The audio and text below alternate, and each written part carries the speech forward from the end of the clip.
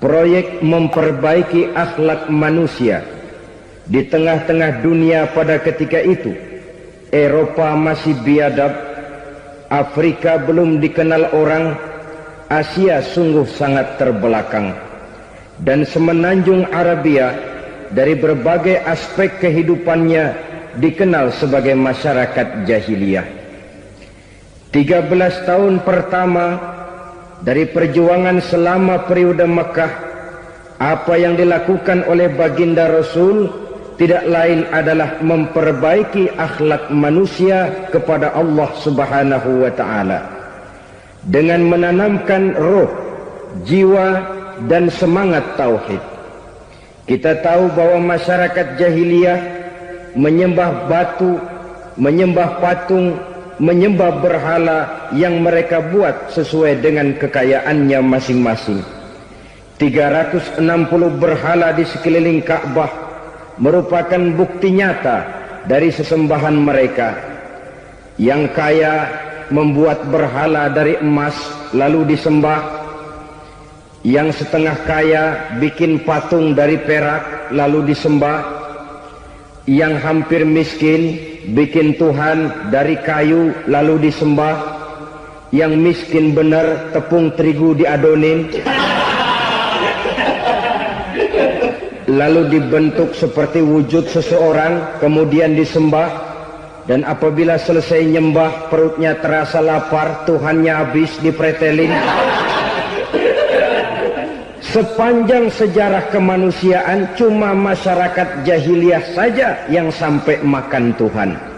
Sesadis-sadisnya bangsa Indonesia belum pernah sampai makan Tuhan. Maka menghadapi manusia seperti ini, yang pertama dilaksanakan oleh Rasul memperbaiki akhlak mereka kepada Allah, menanamkan la ilaha illallah, bahwa tidak ada Tuhan yang perlu disembah selain daripada Allah Subhanahu wa ta'ala. Ini hakikatnya merupakan inti daripada ajaran Rasul-Rasul terdahulu. Kenapa? Seluruh Rasul bersumber dari satu sumber yang sama, yaitu dari Allah Subhanahu wa ta'ala.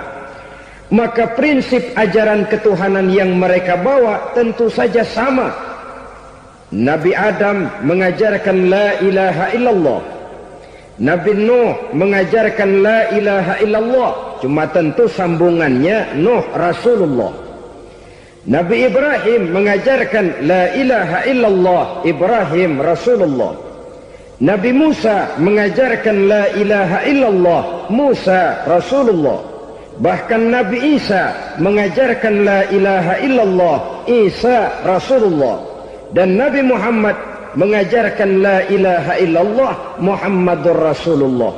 Akhlak manusia kepada Allah dengan menanamkan tauhid. Jadi kalau ingin berakhlak yang benar kepada Allah, jaga tauhid, pegang teguh akidah. Saudara-saudara kaum muslimin rahimakumullah, lawan daripada tauhid adalah kufur. Kufur bisa dua, bisa kufur iman, bisa kufur nikmat.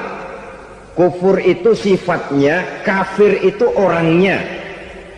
Ada orang kufur iman, dan ini merusak akhlak kepada Allah Subhanahu wa ta'ala. Kufur iman itu kadang-kadang bentuknya syirik, orangnya disebut musyrik. Kufur iman itu kadang-kadang bentuknya nifaq, orangnya disebut munafik. Kufur iman itu kadang-kadang bentuknya riddah, orangnya disebut murtad. Ini merupakan jenis daripada kufur-kufur iman dan tergelincirnya manusia daripada akhlak kepada Allah Subhanahu wa ta'ala. Benar, di zaman sekarang kita tidak menyembah berhala. Memang di zaman sekarang kita tidak menyembah patung. Iya, kita tidak berkeyakinan Tuhan lebih dari satu. Tapi kadang-kadang akhlak kita kepada Allah sering lentur dan luntur, sering bergoyang dan tergoncang, sering kena erosi dan polusi.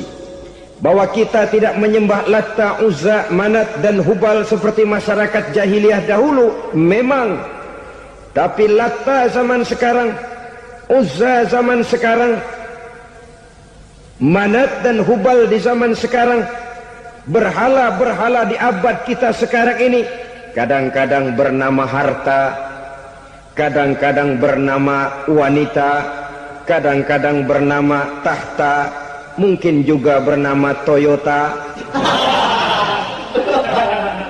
Sesuatu yang lebih kita agungkan daripada Allah, menjelmalah dia menjadi berhala-berhala di zaman kita sekarang ini. Manakala kita di kantor sudah lebih takut kepada kepala bagian kita daripada kepada Allah, maka Tuhan kita barangkali adalah kepala bagian kita. Manakala kita sudah lebih takut kepada manusia daripada kepada Allah, bergeserlah akhlak kita kepada Allah, mengagungkan manusia dan menomorduakan Allah. Maka di zaman sekarang akhlak kita kepada Allah sering kena erosi, sering kena polusi. Mungkin karena sulitnya lapangan kerja, tingginya tensi ekonomi, persaingan hidup yang makin tajam, sulitnya mencari lapangan kerja, orang kadang-kadang nekat, sedikit pertimbangan, picik pandangan, mudah melakukan potong kompas, sehingga terjadilah perbuatan-perbuatan yang memelencengkan akhlak kita kepada Allah Subhanahu wa ta'ala. Kadang-kadang terjebak mempercayai selain daripada Allah, kadang-kadang terjebak di dalam mengagungkan yang selain daripada Allah lebih dari yang seharusnya. Terkenalah akhlak kita kepada Allah, jaringan-jaringan erosi dan polusi. Kufur sebagai lawanan daripada tauhid merupakan sifat daripada orang yang tidak berakhlak kepada Allah. Bentuknya pertama bisa syirik. Syirik itu artinya meyakini ada Tuhan lain selain daripada Allah. Itu yang namanya syirik. Jadi percaya Tuhan ada, cuman Tuhannya kelebihan. Itu yang disebut syirik, dan itu merupakan cerminan dari akhlak yang rusak kepada Allah Subhanahu wa ta'ala. Berkeyakinan Tuhan lebih dari satu, berkeyakinan bahwa Tuhan itu beranak atau diperanakkan, atau mengagungkan sesuatu sama dengan Allah, atau menjadikan yang selain Allah sebagai tujuan akhir daripada perjalanan kehidupan ini, maka itu sudah terjebak kita dalam musyrik. Dan syirik satu dosa yang tidak berampun. Bahasa kasarnya, yang namanya syirik itu jenis bapak moyangnya dosa. Saudara-saudara, sebab itu saya pesan, kalau memang terpaksa, biasanya yang tinggal di kota-kota besar itu kalau tidak kepengen dosa kan susah. Kalau terpaksa harus bikin dosa, cari yang kecil-kecil saja, yang kira-kira taubatnya gampang. Umpamanya pulang sholat Jumat nukar sendal, umpama, yaitu jelas dosa. Tapi dosa yang taubatnya agak mudah. Jangan sampai terjebak ke dalam syirik, menyekutukan Allah. Kalau sudah menyekutukan Allah, Allah dimadu, murka benar Allah kepada kita. Innallaha la yaghfiru ayyushraka bih wa yaghfiru ma duna dzalika liman yasha. Allah tidak akan memberi ampun kepada orang yang menyekutukannya dengan sesuatu, tapi Allah mau mengampunkan dosa yang selain itu bagi orang yang dikehendakinya. Jadi orang-orang yang sudah terjebak syirik, menyekutukan Allah, meyakini ada Tuhan lain selain daripada Allah, meyakini Tuhan beranak atau diperanakkan, bagaimanapun baiknya mereka di dunia, bagaimanapun sosial jiwanya, bagaimanapun pemurah tangannya memberikan santunan dan pertolongan kepada orang lain, kalau sudah syirik, seluruh nilai kebaikannya akan tidak ada gunanya lagi, karena tidak ada tempat nilai kebaikan itu bergantung. Sedangkan kita berbuat baik agar diterima oleh Allah. Kalau Allahnya marah kepada kita, siapa yang akan menerima nilai kebaikan itu sendiri? Ini bentuk yang pertama. Yang nyata-nyata menyembah berhala, syirik. Yang nyata-nyata beriktikad Tuhan lebih dari satu, syirik. Atau yang tersamar. Yang tersamar itu yang sering jadi penyakit kita. Saya sejak ada perkutut ini di rumah, perkutut. Saudara-saudara, yang merusak akhlak kepada Allah, yang merusak tauhid setelah syirik, bisa juga berbentuk nifak. Nifak itu sifatnya, orang yang punya sifat nifak disebut munafik. Asal katanya dari nafakun. Nafakun itu satu lubang yang punya dua muka, seperti goa, ada tempat masuk, ada tempat keluar. Maka munafik orang yang punya dua muka. Kalau bahasa kita, pandai bermain minyak di atas air. Manis jika berhadapan, balik belakang lain bicara. Sehingga apa yang dinamakan nifak, kata Imam Ali Al-Jurjani dalam kitab ta'rifatnya, izharul imanu bil lisan wa kitmanul kufri bil qalbi. Menyatakan, menampakkan iman dengan lidahnya, tapi menyembunyikan kekafiran dalam hatinya. Dengan kata lain, lidahnya mah iman, hatinya mah kafir. Padahal hati itu yang dilihat, padahal hati itu yang dinilai. Kenapa lidahnya mengaku iman? Ya mungkin karena kepepet, mungkin karena kepentingan, mungkin karena ingin mencari kelemahan orang, lalu dia pura-pura beriman. Tapi sesungguhnya hatinya kufur. Ini merupakan penyakit munafik. Dan terus terang, menghadapi orang munafik jauh lebih berat daripada menghadapi orang kafir. Kenapa? Munafik ini kan musuh dalam selimut. Mau dibilang musuh nyata-nyata, apalagi di zaman Rasul ya, ketika periode Madinah, berat sekali menghadapi orang munafik. Mau dibilang kafir, kalau ketemu assalamualaikumnya medok juga. Mau dibilang mukmin, di belakang ngegerundel, nyari-nyari penyakit, nyari-nyari lantaran, mencari-cari gara-gara. Kalau kafir jelas kafirnya, kalau musyrik jelas musyriknya. Tapi munafik, di depan kita dia mengaku beriman, di belakang kita dia caci maki kita. Maka demikian rupa watak orang munafik, Allah benci betul. Sampai dalam Quran orang munafik itu divonis innal munafikin fid darkil asfal minan nar. Orang-orang munafik di dasar jurang neraka yang paling bawah, keraknya neraka. Saudara-saudara kaum muslimin rahimakumullah, sebab munafik sangat berbahaya, membahayakan umat, membahayakan agama. Di depan kita mereka ngaku pura-pura beriman, kalau pidato luar biasa, memuji agama setinggi langit, menampakkan seolah-olah dia orang yang dekat dengan agama. Saudara-saudara, agama penting, agama mutlak. Tapi yang ngomong begitu agamanya apa? Remeng-remeng. Cuma sekedar lipstick, cuma sekedar dekorasi, cuma sekedar kamuflase, buat ngibuli orang lain. Dia mengaku beragama, mengatakan agama mutlak, menganggap agama penting, seolah-olah memperhatikan benar tentang tatanan kehidupan beragama. Tapi sebenarnya di hatinya tidak lebih berkecamuk penyakit-penyakit kufur. Maka sifat munafik ini termasuk menodai tauhid, artinya merusak akhlak kita kepada Allah Subhanahu wa ta'ala. Sifat yang ketiga yang juga merusak akhlak kita kepada Allah dinamakan riddah.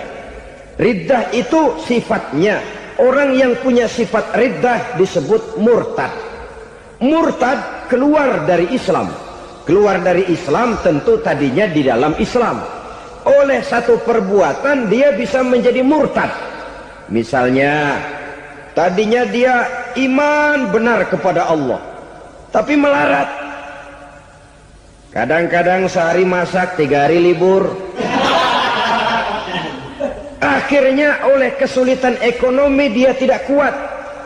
Ada yang menawarkan kebaikan, dibawain supermi, dibawain obat-obatan, diberikan beras.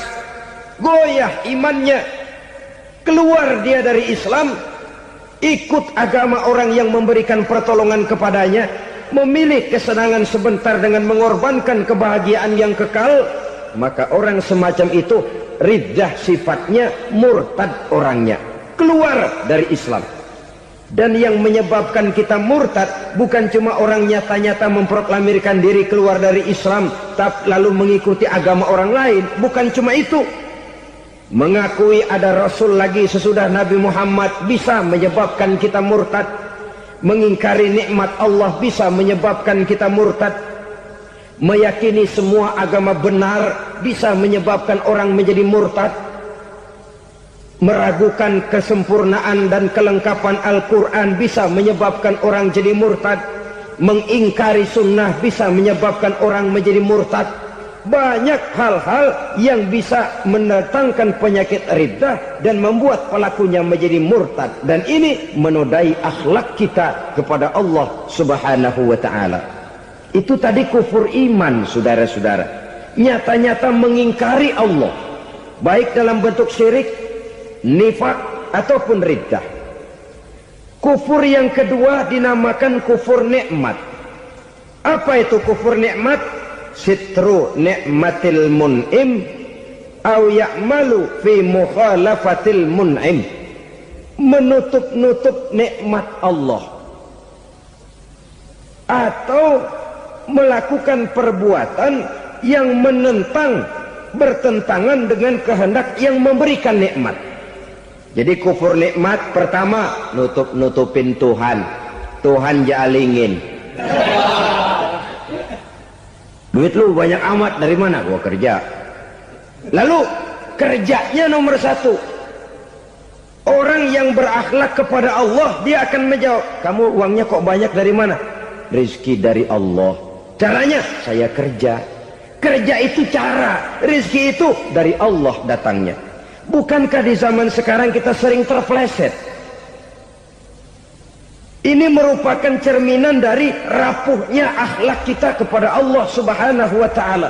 Karena usaha saya memang, karena saya peras keringat banting tulang, tentu. Tapi sadarkah kita bahwa sepanjang yang bisa kita lakukan cuma berusaha, peras keringat banting tulang, pergi pagi pulang sore? Tapi bisakah kita memastikan hasil usaha kita? Apalagi yang paling dekat, misalnya saja yang sungguh-sungguh di luar jangkauan kemampuan kita, soal rizki, soal jodoh, soal maut. Kitakah yang mengatur? Kitakah yang menentukan? Subhanallah. Manusia sungguh tidak berdaya menghadapi tiga hal paling pokok ini. Rezeki, kita cuma bekerja. Kitakah yang menentukan? Tidak. Kita berusaha saja, rezeki belum pasti dapat. Apalagi kalau kita tidak berusaha. Jangan terjebak dalam fatalisme. Belum perang udah nyerah. Emang dasar rezeki datangnya dari Tuhan, gak usah kerja. Dan ntar juga kalau dia datang. Dari mana datangnya? Kerja saja belum tentu dapat rezeki, apalagi kalau tidak kerja. Yang jelas usaha perlu kepastian, itu urusan Allah. Ini akhlak kepada Allah Subhanahu wa ta'ala. Jodoh juga begitu. Kita berusaha, kita berupaya, Allah menghendaki lain, lain jadinya. Maut juga begitu. Siapa sih yang pengen ngadepi maut? Siapa sih yang pengen mati? Siapa sih yang pengen ketemu malaikat Israel? Tidak seorang pun kalau ditanya, kecuali mereka yang putus asa ya. Kalau otaknya masih normal, mau mati mesti belakangan dulu udah dikit. Tapi yang satu itu saudara, kalau dia sudah datang, tenaga mana yang bisa menolak? Kalau dia sudah berkunjung, kekuatan mana yang bisa menghindar? Kalau dia sudah ingin bertemu, kemana kita bisa melarikan diri?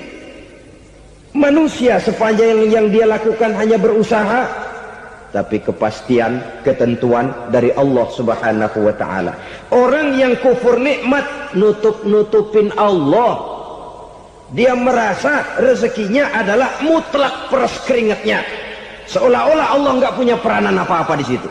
Oh, ini kan saya bisa rumah begini karena saya kerja keras. Oh, ini mobil saya begini saya kerja keras. Keras keringat, banting tulang, keras.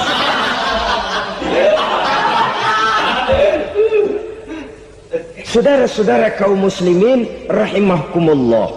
Jadi menutup-nutupi Allah. Akibatnya nanti kalau dia berhasil, Allah ketutupan. Kalau dia gagal, orang lain dicaci maki, dicari kambing hitam. Yang kambing hitam kan mahal. Karena orang sering cari-cari kambing hitam. Jarang orang mau jujur kalau bertemu kesulitan lalu mencari sebab pada dirinya sendiri. Yang paling enak ya nyalain orang. Lo begitu. Orang lain yang paling enak kita salahin.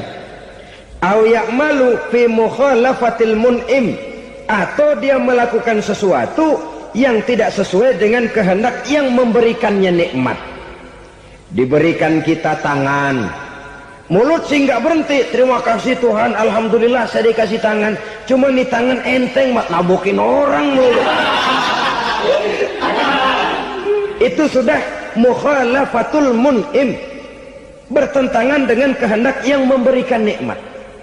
Diberikan harta, mulutnya mah basah, terima kasih Tuhan, alhamdulillah dikasih harta, tapi pelitnya minta ampun, kikir koret medit. Ini juga termasuk kufur nikmat, mempergunakan suatu nikmat bertentangan dengan kehendak daripada yang memberikan nikmat itu sendiri. Saudara-saudara kaum muslimin rahimakumullah, oleh karenanya kufur iman memang lebih bahaya daripada kufur nikmat. Tapi jangan lupa, kufur nikmat bisa menyeret orang kepada kufur iman. Dan kalau Allah udah dialingin, Tuhan sudah dinomor duain, lama-lama kenapa dia tidak mendewakan dirinya sendiri, mendewakan pangkatnya, mendewa-dewakan otaknya, mendewa-dewakan kemampuannya? Pada awalnya dia memang cuma kufur nikmat, tapi lambat laun kalau ini tidak diobati secara pasti, orang akan mengarah kepada kufur iman. Bisa berbentuk syirik, bisa berbentuk nifak, bisa berbentuk riddah. Saudara-saudara, oleh karena itu menjaga akhlak kepada Allah mutlak penting. Sebab apa? Kita tidak berakhlak kepada manusia saja, kita dikucilkan dari pergaulan. Kalau kita tidak berakhlak kepada Allah, dikucilkan oleh Allah. Hadis qudsi menyatakan, man lam yashkur ala na'ma'i wa lam yasbir ala bala'i falyakhruj min tahtis sama'i falyatlub rabban siwaya. Kata Allah, siapa orang yang tidak mau bersyukur terhadap nikmat yang aku berikan kepadanya dan tidak mau sabar terhadap ujian yang aku berikan kepadanya, falyakhruj min tahtis sama'i, persilahkan saja keluar dari kolong langitku, waliyatlub rabban siwaya, tolong cari Tuhan lain selain daripada aku. Murka Allah, diusir, cuman gak kedengeran aja. Siapa yang tidak mau syukur terhadap nikmatku, siapa yang tidak mau sabar terhadap ujian yang aku berikan kepadanya, persilahkan keluar dari kolong langitku ini, cari Tuhan lain selain aku. Nah, langit Tuhan yang punya, Tuhan kita lawan, diusir dari kolong langit, mau pindah ke kolong mana?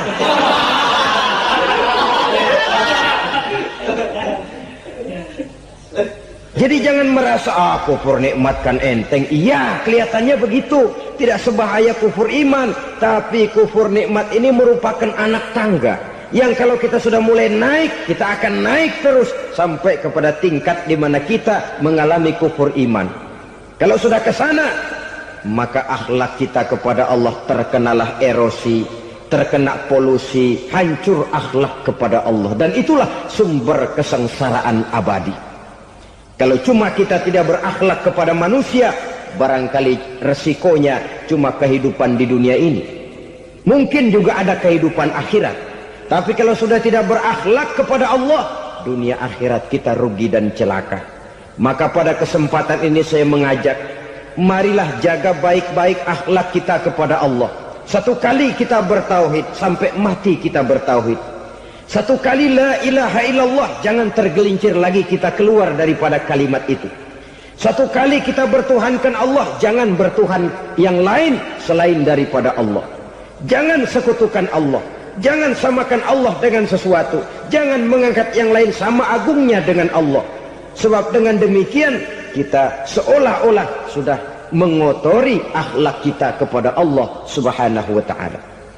Ini berat, saudara-saudara. Ini tidak ringan. Kadang-kadang saya katakan tadi, masalah ekonomi, kadang-kadang persaingan hidup yang makin tajam, di tengah lapangan kerja yang makin sulit, di tengah orang banyak potong kompas. Kalau berpatokan kepada nilai tauhid, la ilaha illallah, tidak ada Tuhan selain Allah, maka saya tidak akan takut kecuali hanya kepada Allah.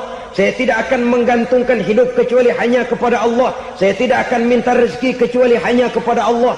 Kadang-kadang situasi yang nekat membuat kita kehilangan keseimbangan, kehilangan pertimbangan, picik pandangan. Akibatnya kita merusak akhlak kepada Allah Subhanahu wa ta'ala. Ironinya kan orang sekarang kalau ditanya, lu nyolong ya? Iya. Kok berani? Emang. Lu nggak tahu Tuhan lihat? Tahu. Kok nyolong juga? Biarin. Kalau Tuhan mah lihat, jangan gak ribut. Enggak ribut katanya. Kalau orang lihat, 2 orang saja tahu, geger kelurahan.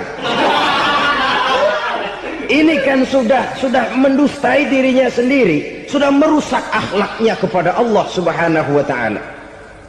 Tuhan enggak ribut katanya. Saudara hadirin yang saya hormati, jadi oleh karenanya akhlak kita kepada Allah merupakan basis daripada kehidupan beragama. Kalau itu sudah mulai rapuh, mulai terkena erosi dan polusi, mulai rusak, dikhawatirkan nanti nilai ibadah kita kepada Allah juga akan turut ambruk karenanya.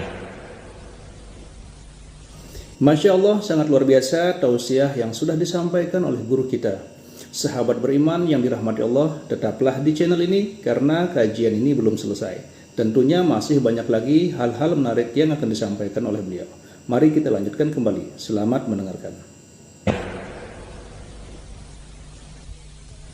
Saudara-saudara kaum muslimin rahimakumullah, tugas yang kedua memperbaiki akhlak manusia kepada sesama manusia. Kita tahu Islam sesuai dengan namanya adalah agama damai. Maka akhlak manusia kepada sesama manusia menempati porsi yang penting dalam kehidupan beragama. Bagaimana seorang muslim bergaul, bertata krama terhadap sesama manusia. Mari kita lihat lebih jauh persoalannya. Untuk memudahkan pembicaraan dari kacamata agama, kita kelompokkan saja manusia itu dalam 2. Pertama yang seiman dan yang kedua yang tidak seiman. Yang tidak seiman itu kita sebut saja kufur atau kafir. Nah, kepada yang kafir pun kita diajarkan untuk berakhlak, apalagi kepada yang memang nyata-nyata seiman, sekeyakinan, seakidah. Kemanapun Islam datang, ke negara manapun ia masuk, ia tidak menaburkan kerusakan. Jadi tidak benar kalau orang pernah itu menggambarkan, saking sentimennya seorang orientalis pernah menggambarkan Nabi Muhammad di tangan kirinya Quran, di tangan kanannya pedang, menggambarkan seolah-olah Islam dikembangkan dengan kekerasan. Sebenarnya tidak sama sekali. Kalaupun dalam sejarah perkembangan Islam pernah terjadi perang, maka perang dalam Islam sesungguhnya apabila kita amati sejarahnya bukan untuk memaksakan agama, karena memang agama tidak bisa dipaksakan, tetapi justru untuk mempertahankan agama dari segala macam hambatan, rintangan, hinaan dan fitnahan. Tapi kemanapun yang jelas Islam masuk, dia tidak pernah membuat kekacauan, kerusuhan ataupun penghancuran. Candi Prambanan bahkan dipugar, gereja-gereja tidak ada yang dihancurkan oleh umat Islam. Kenapa? Islam agama damai. Soal agama, soal lakum dinukum waliyadin, la ikraha fid din, qad tabayyana ar-rusydu minal ghayy. Tidak ada paksaan dalam beragama, sebab nyata yang benar dengan yang tidak benar. Belum pernah ada orang kafir masuk ke perkampungan orang Islam lalu dikejar-kejar, diteriakin kafir, kafir, sunatin.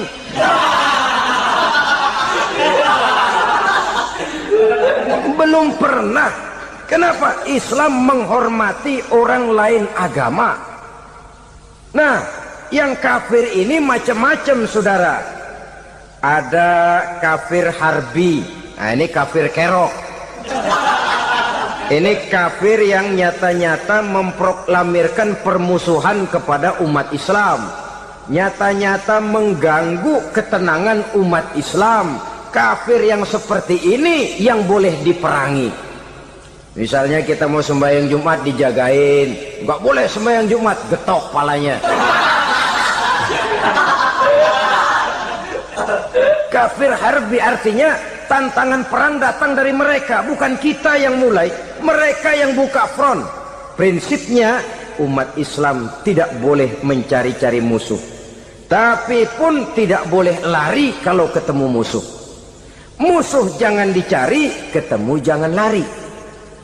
Karena itu kesan seolah-olah umat Islam ini teroris, umat Islam ini destroyer, umat Islam ini sering menimbulkan keonaran, kerusakan. Sungguh satu fitnahan yang sangat keji. Umat Islam adalah umat yang cinta damai. Islam di masa perkembangannya masuki Eropa melalui Selat Gibraltar, Jabal Tariq, memasuki Spanyol. Islam tidak pernah meruntuhkan gereja. Islam tidak pernah membunuh orang-orang Nasrani. Bahkan Islam mewariskan peradaban dan kebudayaan yang begitu tinggi nilainya di bidang ilmu pengetahuan. Sampai ketika itu Barat banyak mengkaji ilmu pengetahuan dari dunia Islam. Buku-buku berbahasa Arab diterjemahkan ke bahasa Yunani, dipelajari oleh para cendekiawan di negeri Barat sana. Mereka mengambil manfaat yang banyak dari masuknya Islam ke Eropa. Sementara gereja tetap berdiri dengan megahnya. Kuil-kuil tempat peribadatan tidak satupun yang diusik-usik. Kenapa? Islam agama yang cinta damai. Asal dia tidak diganggu, asal kehormatannya tidak dihinakan. Jadi kafir harbi, kafir yang nyata-nyata nantang perang, ngajak berkelahi. Itu kafir yang nyari penyakit. Kafir harbi ini boleh diperangi dengan catatan mereka yang memang mulai. Yang kedua kafir zimmi. Kafir zimmi, kafir yang hidup di tengah mayoritas muslim, tapi mereka mau hidup dengan aman, damai, tenang. Mereka wajib dilindungi. Bahkan Nabi pernah memberikan satu jaminan, man aza zimmiyan faqad azani. Siapa yang mengganggu orang kafir zimmi sama saja dengan mengganggu saya. Kehormatannya dijaga, harta bendanya dilindungi, anak istrinya pun dilindungi. Dan ini jadi kenyataan. Saudara bisa lihat di negara-negara yang mayoritas penduduknya beragama Islam, orang-orang kafir di luar Islam hidup dengan tenang, aman, damai.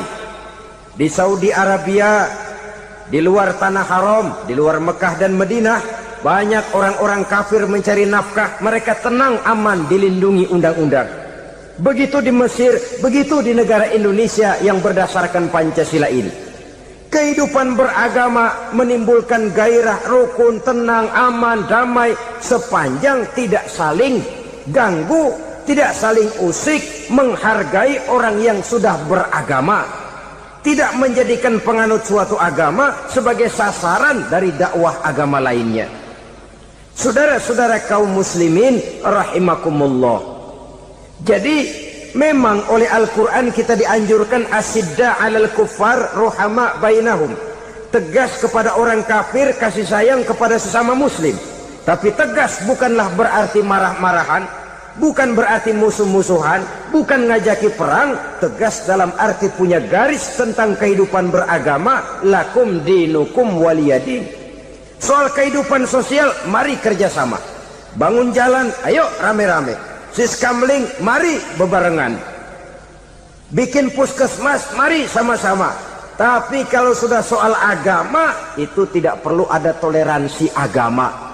Yang perlu toleransi antar umat beragama. Kalau umatnya mau kerjasama silakan, tapi tidak menyangkut soal ibadah. Jangan kerjasama di bidang ibadah. Itu kerjasama yang salah pasang, saudara-saudara. Sehingga dengan demikian toleransi adalah menyangkut kehidupan antar umat beragama. Sedangkan agama sendiri punya kapling yang nyata.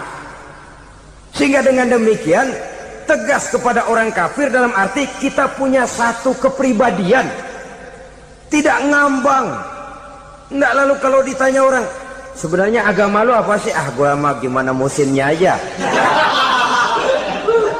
Agama pakai musim kayak rambutan. Akhirnya ya begitu, musim-musiman. Ke masjid kelihatan, ke gereja hayo, ke candi nongol, ke apa? Bingung malaikat bagaimana nyatetnya nih bocah ini. Di mana aja ada. Kita punya satu kepribadian. Saya Muslim dan garis saya ini, lakum dinukum waliyadin. Bagi Tuhan persilakan agama Tuhan, bagi kami agama kami. Kami hormati Tuhan, Tuhan hormat kepada kami. Tapi soal agama, kaplingnya jelas. Kerjasama, mari urusan muamalah, bidang sosial. Yuk kita sistemling sama-sama dengan orang lain agama. Mari jaga kerukunan, kesatuan, persatuan, kekompakan. Perbaiki jalan yang rusak, mari sama-sama. Mendandani jembatan yang runtuh, mari sama-sama. Tapi sembahyang, kaplingnya lain-lain. Sebab Nabi juga dulu pernah ditawarkan begitu loh sama kafir jahiliyah dulu, Quraisy itu. Sudah Muhammad, sekarang begini saja, kita join aja daripada marah-marahan. Hari ini saya oke menyembah Tuhanmu Allah, besok gantian kamu menyembah Tuhan kita Latta, Uzza, Manat dan Hubal. Turun, qul ya ayyuhal kafirun la a'budu ma ta'budun. Soal ibadah kaplingnya jelas, tidak boleh dicampur adukkan. Sebab kalau tidak, kita akan mulai kehilangan identitas diri. Dan disitulah krisis kehidupan keyakinan beragama dimulai. Dari krisis identitas. Hujan gede kan mulainya gerimis dulu. Di mana-mana ya gerimis dulu. Gerimis makin lama makin gede. Kita akan mulai dengan kehilangan identitas diri. Dari sana nanti kita malu mengakui keislaman kita.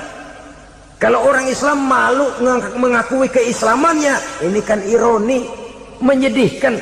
Ngakui Islamnya saja malu, menonjolkan keislamannya malu, tidak ada rasa bangga beragama. Padahal ini modal dasar. Hanyalah dengan rasa bangga beragama kita lalu konsekuen. Bangga yang tidak konsekuen, wah pokoknya kan gua kan Islam, agama yang paling benar. Tapi hidupnya sendiri jauh dari tuntunan Islam. Itu bangga yang tidak beralasan, bangga yang tidak perlu dibanggakan sebenarnya. Kebanggaan yang membuat kita konsekuen dan dekat dengan kehidupan beragama. Jadi dengan demikian saudara-saudara, kepada non-muslim kita juga harus berakhlak. Bukankah ini sudah dicontohkan oleh Rasul? Bagaimana beliau disambiti orang di Taif, yang menyambiti malah didoakan. Bagaimana Suraqah mau membunuh beliau, malah Suraqah didoakan.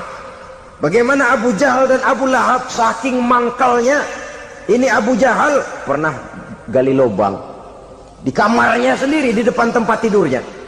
Setelah dia gali lubang, ditutupin pakai keraras korma. Lalu dia tarik selimut, belagak meriang. Dia pesan pesuruhnya, bilangin Muhammad encangnya meriang. Pamannya sakit, minta ditengokin. Nabi dengan segala husnuzonnya berangkat nengokin. Abu Jahal dari balik selimut ngintip. Ah, itu dia Muhammad, itu dia tuh. Dia tuh, masuk Dani, masuk. Mulai di jalan, senang Abu Jahal. Ah, terus dah. Begitu ke pelosok, masuk ke lubang, gue pendem terus dah. Memang niatnya mau mencelakakan Nabi. Sudah tinggal beberapa langkah lagi Nabi akan berjalan ke arah lubang itu. Malaikat Jibril ngasih tahu, Muhammad, Abu Jahal pamanmu cuma pura-pura sakit. di depan tempat tidur itu ada lubang sudah dia gali untuk menjerumuskan kamu. Sudah balik pulang, balik badan Nabi.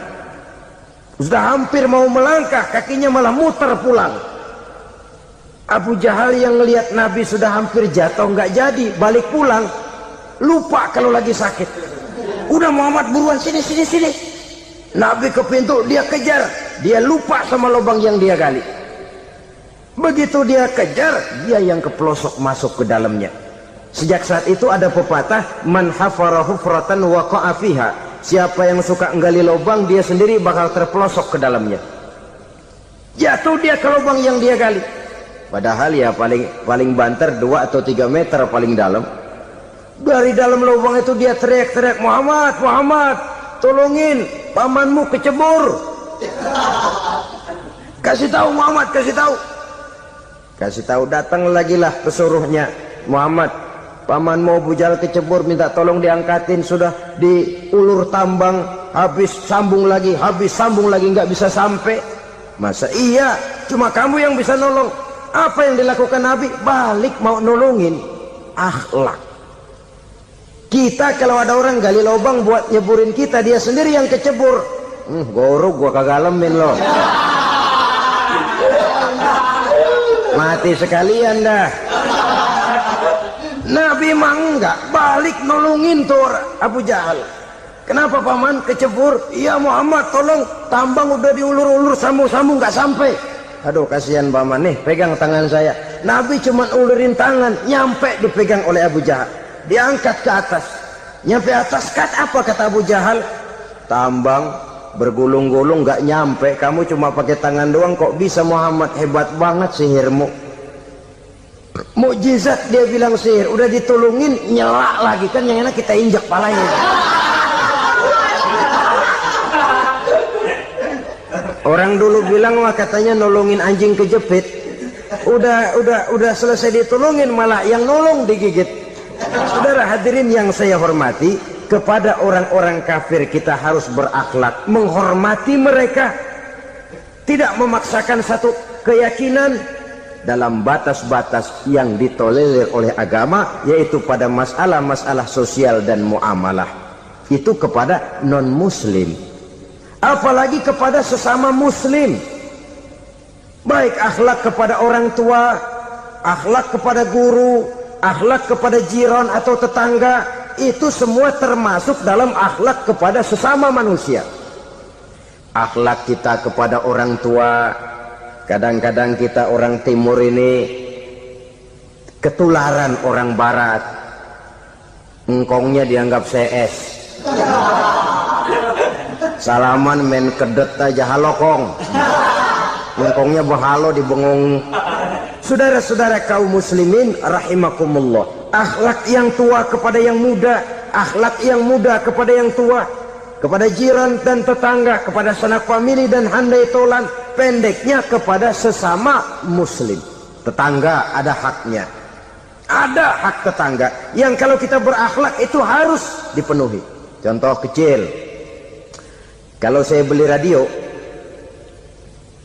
itu saya dong boleh berpikir, ini radio saya beli pakai uang saya setel di rumah saya, sekeras-kerasnya ada apa sama orang lain?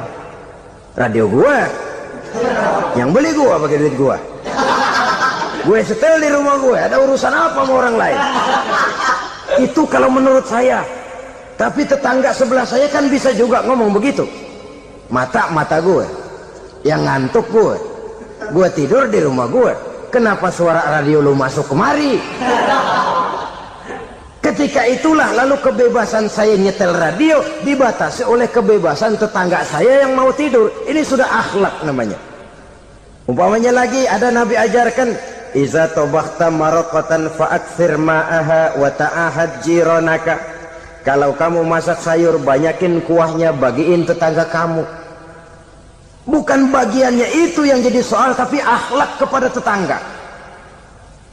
Udah tahu tetangganya kelaparan, diseksa, goreng ikan asin, se-RW baunya ngayap, kembang kempis orang nungguin. Saudara hadirin ma'asyiral muslimin rahimakumullah, Jadi dengan demikian, kalau sudah kembali kepada orang-orang yang nilai imannya sama dengan kita, apapun organisasinya, apapun baju yang mereka pakai, kaos yang mereka pakai, jaket yang mereka pakai, kalau sudah seakidah, seiman, jaga akhlak kita. Pendapat boleh berbeda, kaos boleh tidak sama, jaket boleh beraneka warna, bendera boleh beragam-ragam, tapi ukhuwah Islamiyah ini utamakan. Adalah lebih baik mencari persamaan dalam kehidupan dan bukan memperbesar perbedaan. Hanyalah dengan mengembangkan nilai-nilai akhlak semacam ini, toleransi tidak hanya diperlukan kepada yang non-muslim, kepada sesama muslim pun toleransi. Artinya apa? Jangan memponis amalan orang lain. Yang usolli, yang tidak usolli, berjalanlah menurut keyakinannya masing-masing. Jangan lalu memponis, itu namanya nggak toleransi. Kamu nggak pakai usolli ya? Enggak.